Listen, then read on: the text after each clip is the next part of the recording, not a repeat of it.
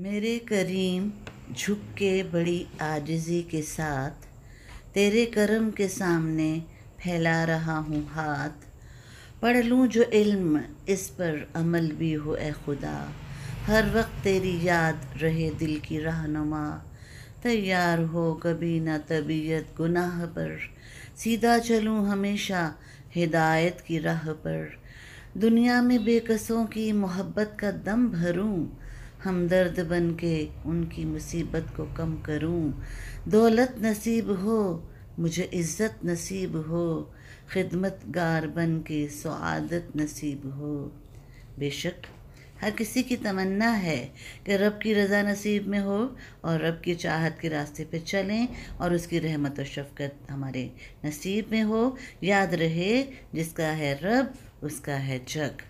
آج ایک مرتبہ پھر بعض لوگ دوستوں کی محفل میں کچھ سننے کچھ سنانے کا خوشگوار موڈ لیے حاضر خدمت ہے نبیلہ روبی، اور بے تحاشا دعاؤں کے گجرے مائے مخلصانہ سلام سب کے لیے بطور تحفہ پیش خدمت ہے۔ سبھی کی خواہش ہوتی ہے کہ وہ زندگی میں کامیاب ہوں۔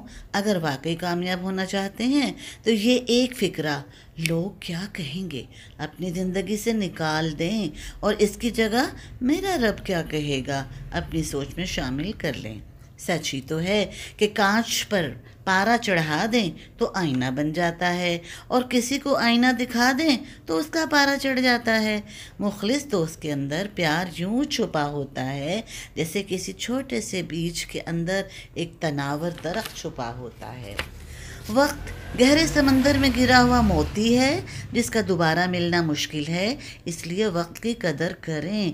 یہ وقت ہی تو ہے، اس کے ساتھ چلیں تو انسان کی قسمت بدل جاتی ہے، اور نہ چلیں تو انسان کو ہی بدل دیتا ہے۔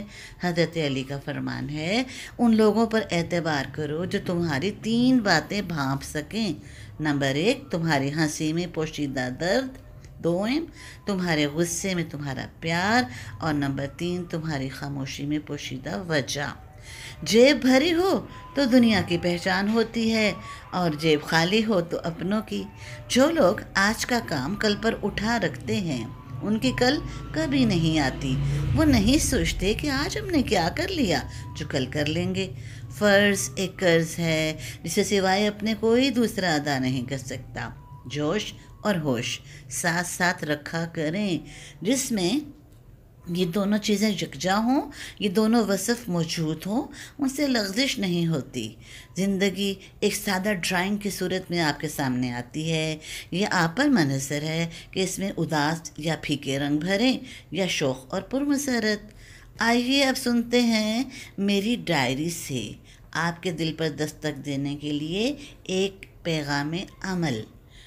رات کا وقت بھی ہے اور ہے مسجد بھی قریب، اٹھیے جلدی سے کہ پیغام عمل لایا ہوں۔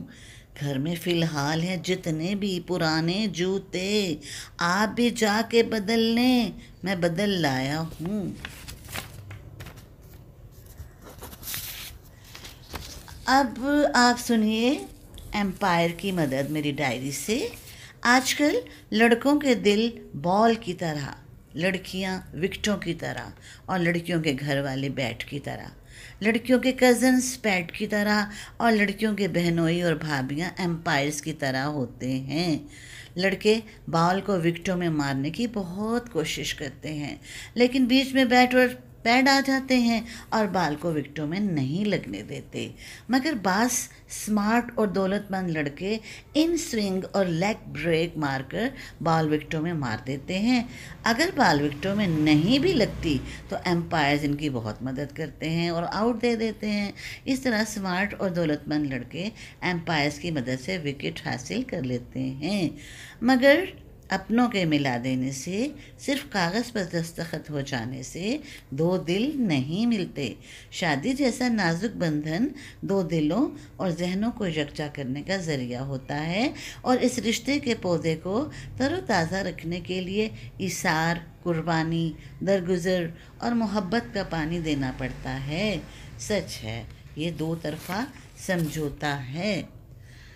عالمی یوم حجاب پر ایک خاص نظم، جس میں ہم سب مسلمان خواتین اور باحیا پاکستانی خواتین کی آواز بھی ہے، اور مغرب زدہ بیزار صرف مرد اور عورتوں کو سوچنے پر مجبور کرنے والا ایک پیغام بھی ہے۔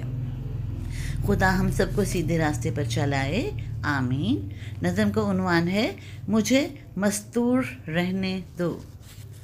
میں حکم رب پہ نازا ہوں، مجھے مسرور رہنے دو۔ ردا ہے یہ تحفظ کی، مجھے مستور رہنے دو۔ مثال سیب میں موتی، مجھے رب قیمتی سمجھے۔ مجھے اپنی قدر افزائی پر مغرور رہنے دو، مجھے مستور رہنے دو۔ زمانے کی نظر گہنا نہ دے پاکیزگی میری، حیا کے لال و گوہر سے مجھے پرنور رہنے دو۔ زمانہ خلق ہے، میں ذریعہ تخلیق ٹھہری ہوں، مجھے اس منصب تخلیق پر معمور رہنے دو، مجھے مستور رہنے دو۔ نہیں محتاج میری ذات مصنوعی سہاروں کی، حیا کی پاسداری ہے مثال حور رہنے دو۔ میرے سر پہ جو چادر ہے میرے ایمان کا سایہ، اسی سائے کی ٹھنڈک سے ہر ایک غم دور رہنے دو، مجھے مستور رہنے دو۔ میں اپنے دین پر شیدا ہوں، یہ میرا تاج ہے گویا، میرے اس دین کی کرنوں کو میرا منشور رہنے دو۔ دعا ہے ناز کی آقا کہ اس امت کو غیرت دے، میں اس امت کا مرکز ہوں، مجھے غیور رہنے دو، مجھے مستور رہنے دو، مجھے مستور رہنے دو۔ اور منہ کا ذائقہ بدلنے کے لیے اب آپ کو اپنی ڈائری سے ہم سناتے ہیں کچھ شگوفے۔